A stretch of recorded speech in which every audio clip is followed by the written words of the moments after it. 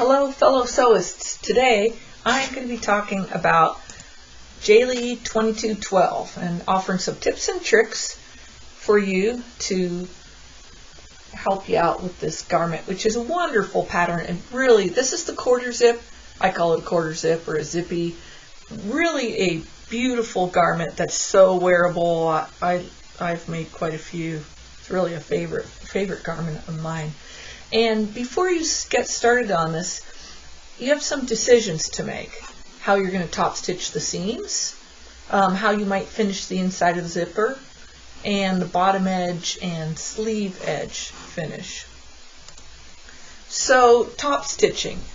As this is a cover stitching group, and I love cover stitching, so of course I was making this black one for my daughter, and so I began doing some tests. You always want to, this is something you definitely want to do some tests on, maybe not quite this many. So I wanted to serge the seams. This is stretch knit, and a serge seam is a good finish. It's not too heavy. It's not going to be too bulky if I just serge it. So I was thinking, so I'm definitely going to serge my seams, and I was considering whether I wanted to cover stitch my seams. And cover stitching seams can be really difficult because to keep that lined up, you don't always have a real clear reference. And on this fabric, the stitches just disappeared.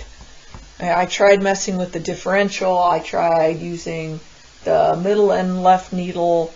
I tried many things. I was just using, for a while here, I was just using the purple thread that I had in the cover stitch because I was just testing, and you can't even see the thread anyhow.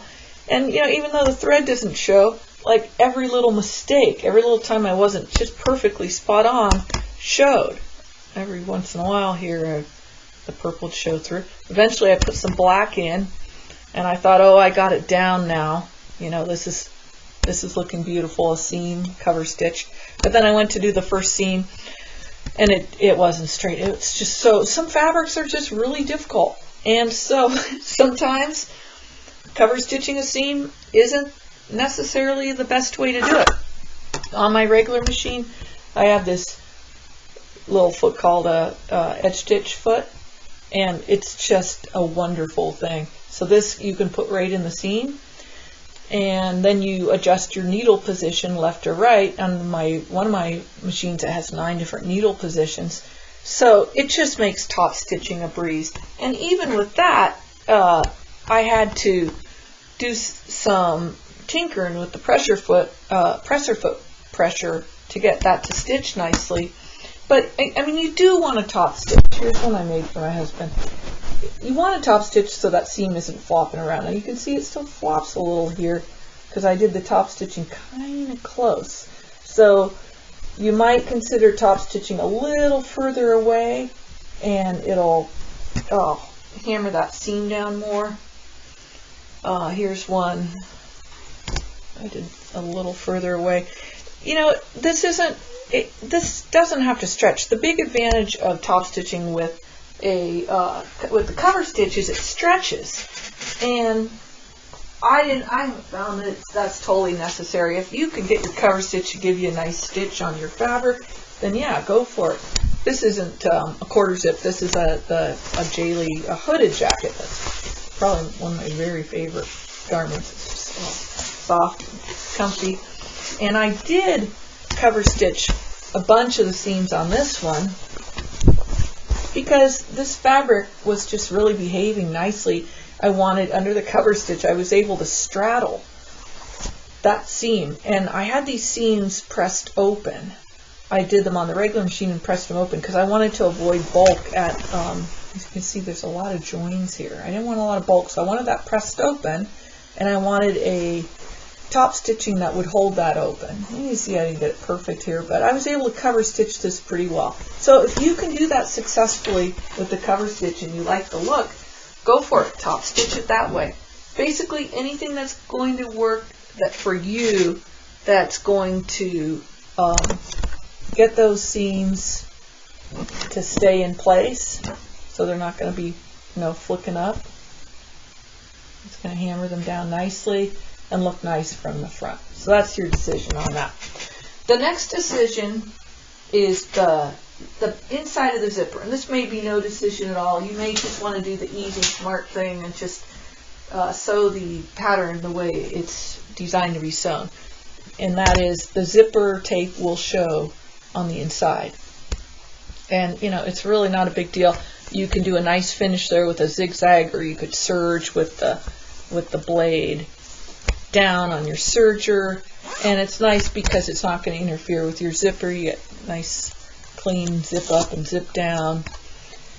And so it's really not that terrible. I would suggest it's not bad at all. It's not a big deal. I don't know. Some people, they don't like it. I got to say, it bothers me a little. At the very least, don't use a darker colored bobbin thread like I did here, because that doesn't look that great.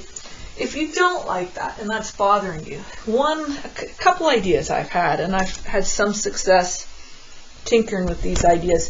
This is an Alex, which is a similar pattern. It has a couple differences. It's got these really cool pockets. I really love how the pockets are designed on this pattern. Really, really nice pockets.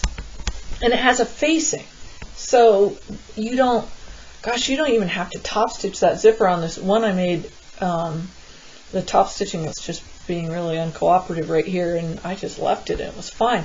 And then you can see, because it has a facing, this part of the zipper doesn't show, and also you don't have to hand stitch this collar down. That you really don't have to. I suppose you could theoretically get that thing to get this collar to pinned in place, I guess, or fused in place or something, but this one's not. So I've got this jacket done except for the hem finishes, and this needs to be sewn down, and I'm just going to hand stitch this to the seam here. I'm going to slip stitch it because that's the only way I've found to get that really nice. So anyway, if you draft a facing similar to the facing used here on the Alex for your 2212, you can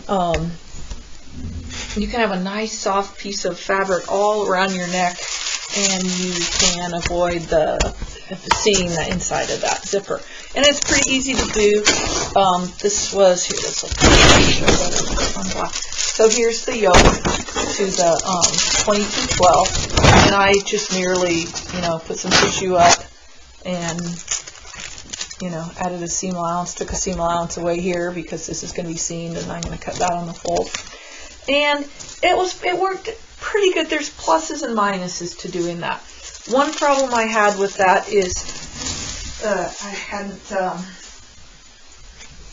considered before I started doing it this way is on the Alex, one of the things that keeps that facing from flopping up is that you top stitch from shoulder seam to shoulder seam. Well, you don't have a shoulder seam on 2212, so this is going to want to flop out a little bit. Now, a person could top stitch. Maybe I could trim that pattern piece down and top stitch it, but it does tend to flop out. So I don't know. Jury's still out on that one. So the next jacket I made, I decided not to do the facing for that reason. The next 2212 I made, and instead I took a strip of this fleece fabric and sewed it to the back of the zipper before I installed the zipper. Now, I kind of like how it turned out. I've just finished this one this morning. Cat already took a nap on it. I've just finished everything on it except for the hand stitching. I really don't like hand stitching. But this is, I don't have the problem of the floppy facing, and it's still real soft and nice. Getting this strip of fabric to lay flat, the stretchy fabric to be sewn flat to the zipper tape, was kind of a pain, and I ended up having to reinforce and stabilize that.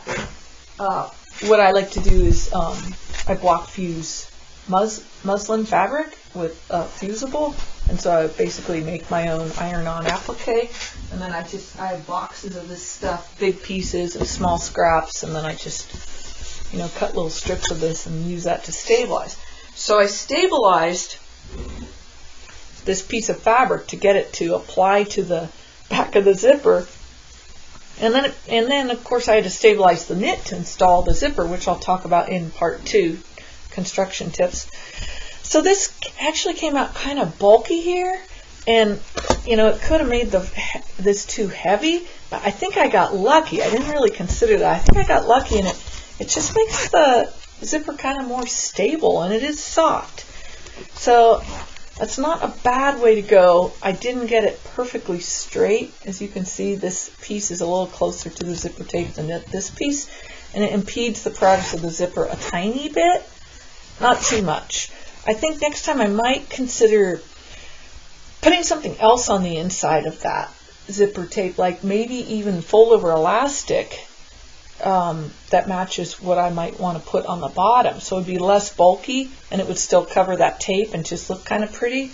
But maybe it doesn't even matter. I don't know. But that does bring us to fold over elastic binding as a possibility for the bottom edge of your jacket. I'm just really starting to like putting this fold over elastic into my single fold binder. It's not bulky, so when you go to make a join, it's that wasn't a really great one. Oh, I didn't do it on the sleeves. It's easy to seam up, but you got several options. Okay, you can just, for the bottom of the sleeves and the bottom of the jacket, you could just fold it under and do a cover stitch hem, just a normal hem, if you don't want to deal with binding. The other thing you can use is elastic. On this one, I just zigzagged some elastic to the wrong side of the fabric and then flipped it over and stitched. I didn't even cover stitch here, I just did a little zigzag, it looks like. And that's totally functional, works fine. Probably, I think the binding does look a little better. This one that I made for my husband on Christmas, he wears it all the time. And he said, I use spandex, he said as soon as he put this on, he says, oh, I love that edging because it just pulls the shirt in, it pulls the sweatshirt in just enough to make it a little snug to the body, but it still hangs nice. On my Alex one, I had a pile of jackets here in my lap, I'm getting warm. On my Alex here, I had originally put elastic on the bottom edge. And it was a little too tight. If you use elastic on the bottom edge, I suggest not pulling it too tight because mine just wouldn't hang right, and then it kind of poofed out and wasn't really a very attractive look. So, but those are all options for both the bottom of the sleeve and the bottom hem, is to put some elastic on there, or to use binding, or to just hem it. Here's another one. I bound the bottom of this one I color blocked because I didn't have enough of either green to make a 2212. It's actually, this is like just getting thin. I wear it so much. They're just a nice weight and design, both pull over. But anyway, this one I also did a double fold binding, and it was a really flimsy fabric, and so it kind of did this weird wavy thing. But I don't know, I still like it. I just wear it all the time. I like the color of the fabric so much with this trim together that I just kind of went with it. But you'll definitely want to test. If you're going to use binding, test your binder, see if it works. If it's going to be a big pain, if it's going to be a lot of trouble, you just might not want to bother with that option. You might just want to hem it regular. But so yeah, think about how you might do that join, how bulky it's going to be, whether your binder's going to cooperate.